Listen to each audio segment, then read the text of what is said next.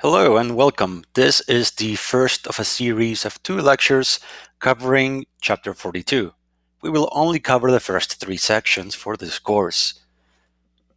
To begin, let's delve into the storyline presented to us by the textbook.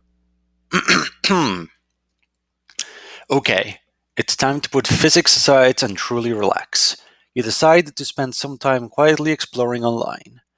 You stumble across a story about combining candies and soft drink, resulting in an eruption of foam from the soft drink bottle. This sounds kind of fun, so you research further. You find that countries complete to enter the Guinness Book of Records by causing a simultaneous eruption of a large number of soda bottles. The photo above shows a competition in Belgium in which 1,500 soft drink bottles erupted at the same time. You wonder why the foam is created in the bottle. It must be some kind of chemical reaction. But why do chemicals react in the first place?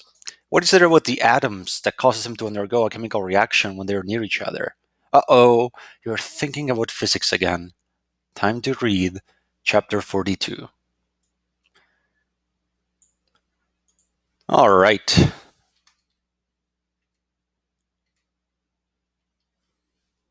So, we've already established quantum mechanics as the more accurate description of atomic particles. And for this chapter, we'll sort of study the hydrogen atom in the context of how atoms were understood historically and how progress was made with the Bohr model up until the quantum mechanical model for the atom. We won't really go into the quantum mechanics of that.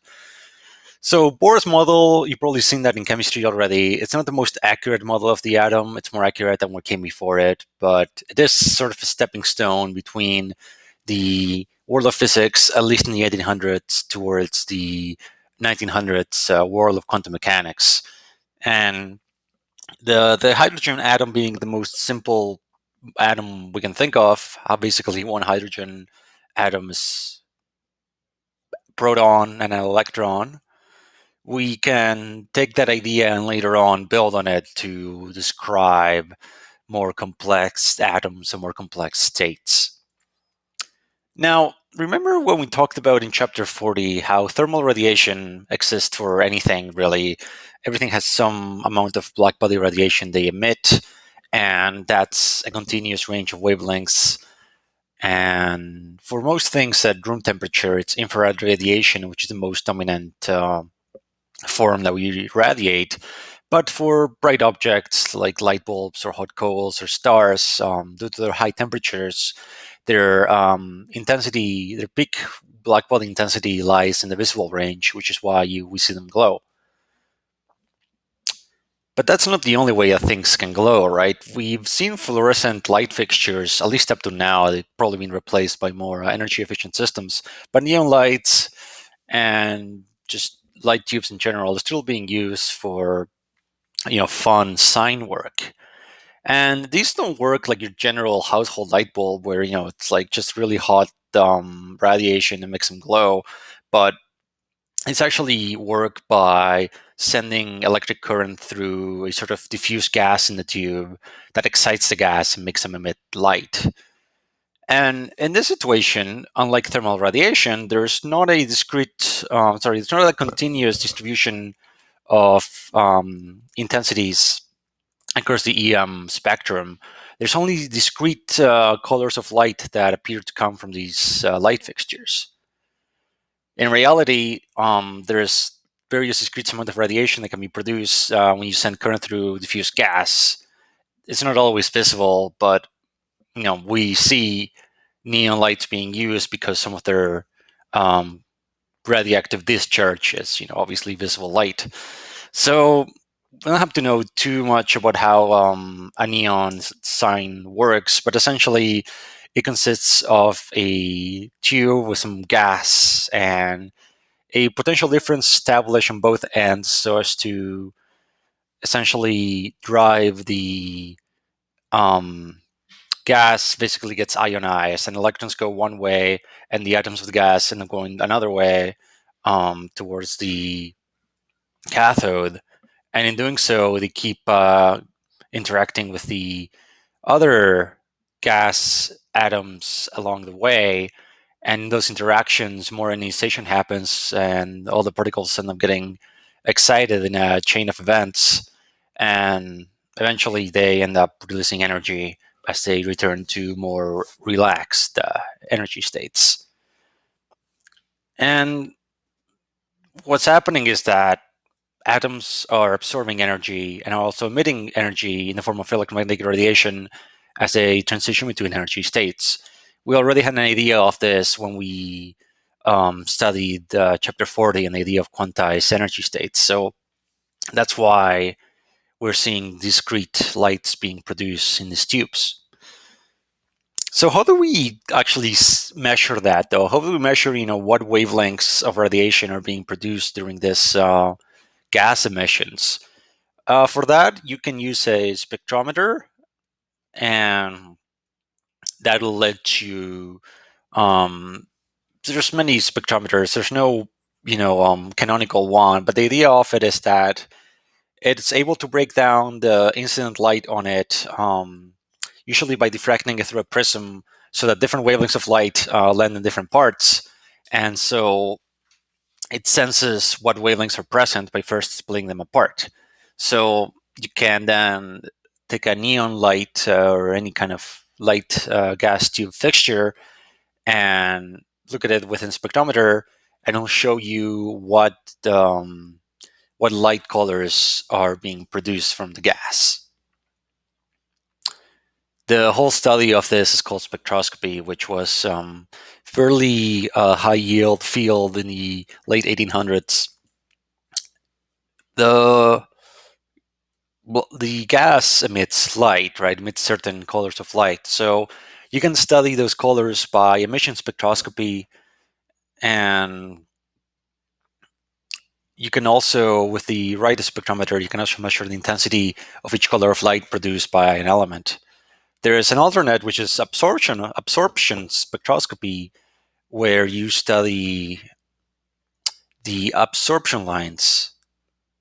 So it's a typo here, as you say, is the study of absorption lines and emission lines, because not only in the same way that an element can emit particular wavelengths of light, they also absorb them.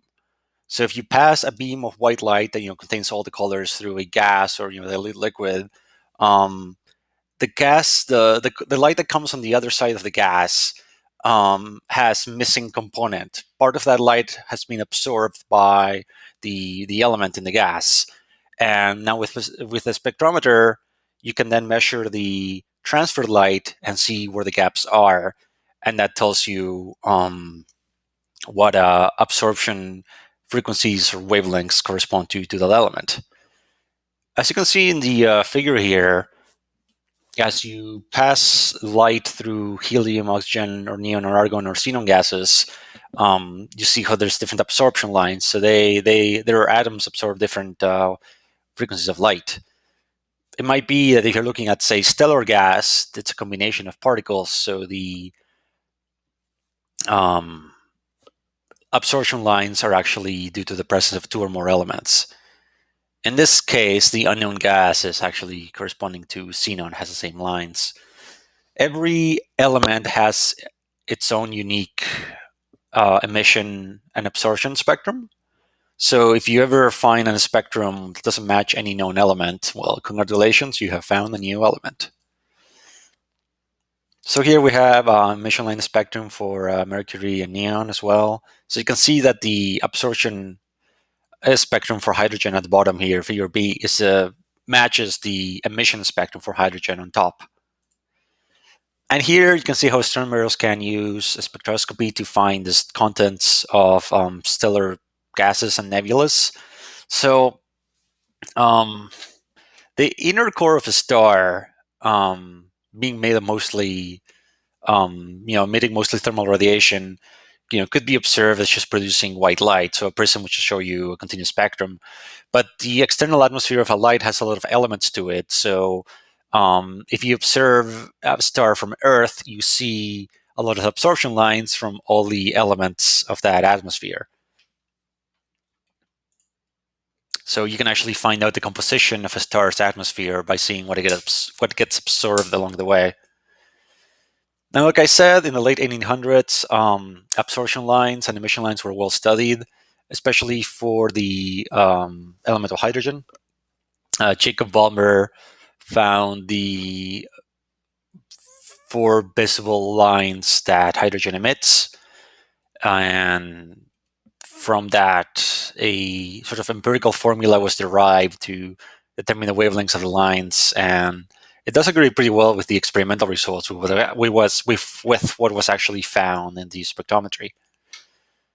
And if you use the formula shown before, that'll tell you the wavelengths. You can actually specify a particular line by the letter n. And so for n equals 3, 4, 5, or 6, they'll give you the wavelength of one of the visible lights of hydrogen. And then for n bigger than that, you'll start getting lines that fall in the ultraviolet range. And also, RH stands for the Rydberg constant, who was somebody who basically took the observations by Balmer and others and found this empirical formula. So other lines were found for hydrogen called the Lyman series. There were also the Paschen and the Brackett series as well. And the Rydberg formula for finding the wavelengths of all those series was rewritten to work. So for the Balmer series, the formula in the first fraction has a 2, but for the Lyman series, you should replace it with a 1, for the Paschen with a 3, and for the Brackett with a 4. But overall, the general structure of the formula worked. Nobody knew why, by the way. There wasn't like a working model of atomic structure to explain why the wavelengths follow this pattern. So there's to be some kind of quantization of possible emission wavelengths, but no explanation as to why. So that takes us to the first model that could explain these quantized wavelengths of emission. But to get to that model, we need to kind of consider what came just before it, which was J.J. Thomson and Rutherford's experiments. Now, consider the time of Newton, where the atom was considered to be just some like hard, very, very hard, tiny particle. So there was no notion of the electron yet. But what the physicist J.J. Thomson did was he studied particles in a cathode ray tube shown below, and what he could do with the experiment was he could manipulate an electric field using deflection plates and a magnetic field using magnetic field coils. And basically, by tooling around with the strength of each field, he could deflect the particle. And eventually, he could figure out that he could balance the two fields so the particle would hit it straight on, and he would then was able to determine the ratio of charge to mass of these particles.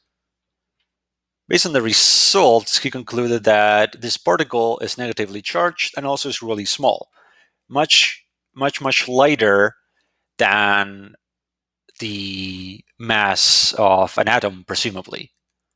So he concluded that, okay, so this particle here is a little particle, not an atom, something smaller than it that's negatively charged. So this is now what we call the electron.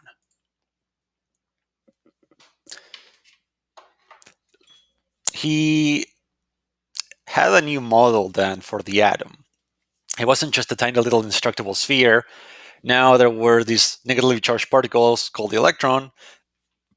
And in his model, which he developed in 1898, after his cathode ray tube was able to let him find the charge to mass ratio of those electrons, he established what's called a plum pudding model of the atom, where the atom is now this sort of like sphere, this large sphere of this evenly distributed positive charge, and within it, electrons exist as these just small negative charges.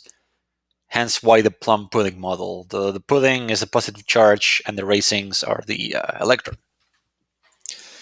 So this model, which now we know is not accurate at all, was still some progress made towards a more realized model of the atom.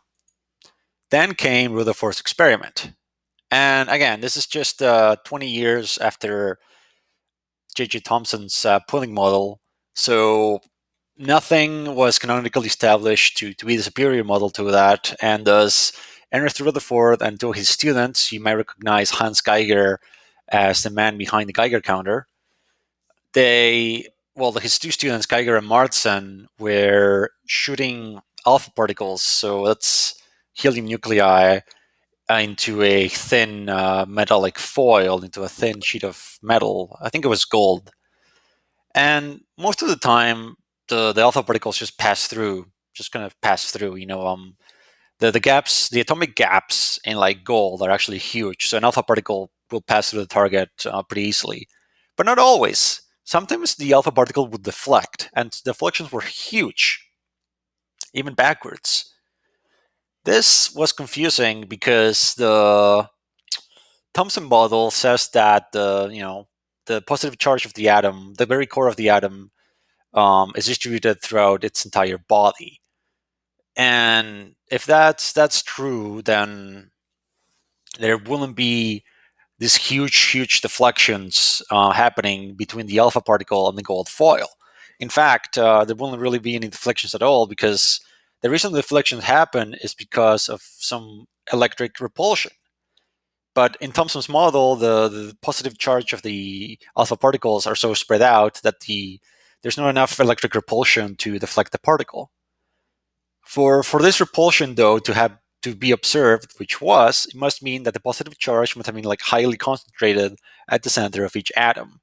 So Rutherford developed a model where positive charge was centered in the nucleus, which would then explain why the deflections were so noticeable.